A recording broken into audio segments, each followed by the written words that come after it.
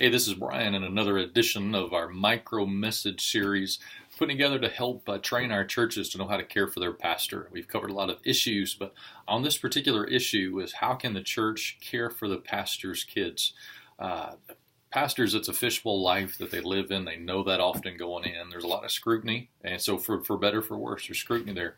But the kids often didn't sign up for that, even though it does come with the territory. But there is some ways that the church can help minister to the kids, the children of the pastors and the children of the staff, that really help care for them. That's just a way to care for the pastor, and it'll help the whole ministry and it'll help the church be better. And so I want to give you really about 5 of them. And so here's number one is, just let the kids be kids.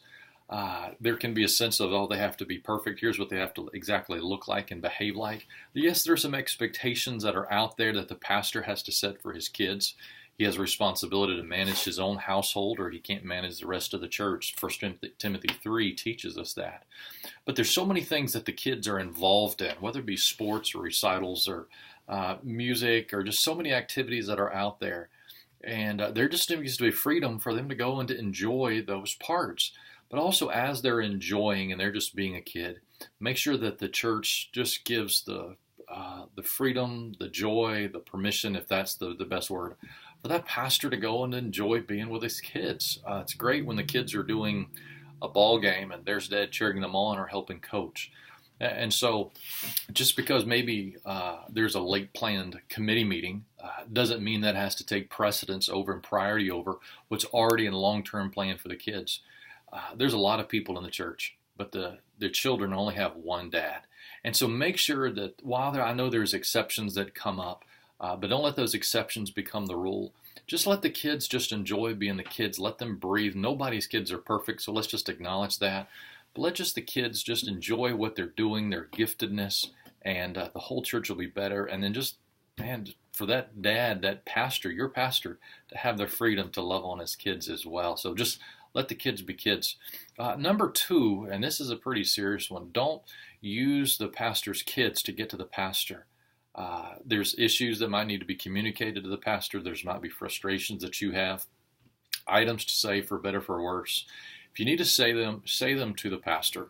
Make an appointment, maybe through his secretary, whatever that might be. Share it with a deacon or whoever needs to be in your church, but it does not need to go through the pastor's children. Jesus got upset when children were prevented from proper ministry to him when the church is abused. So I'll just say, is from being a pastor a long time, you want to see dad get upset, you want to see your pastor get upset, use the children as a manipulative tool. And that's a quick way. So let me just warn you, don't do that. It's not healthy for your church. It's not healthy for the children. And that'll give them a bad taste on church, frustrations that they don't need to be involved in. So make sure that you're not using the pastor's children in order to get to the pastor and share items with him. Number 3 is just encourage the kids to reach their potential. You might have your preferences or expectations. The pastor's kids need to be involved in this. They need to be serving doing this. They need to sing in the choir, or they need to play an instrument. Not all children are wired according to maybe what your preferences are.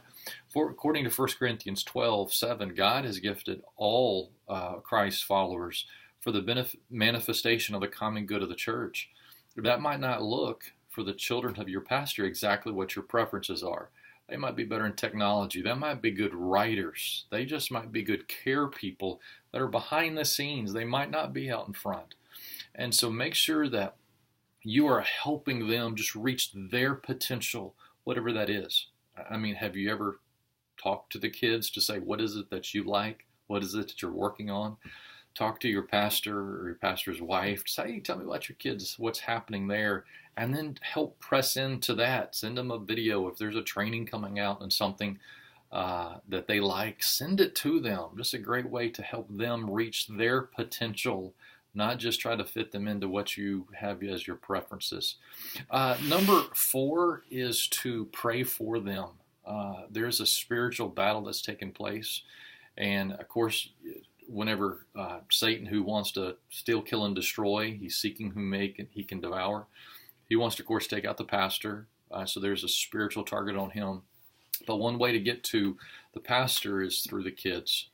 So would you just be very mindful of praying for the kids, drop them a note, lift them up, pray for them, ask your pastor, hey, how can we be praying for your kids? What are they going through?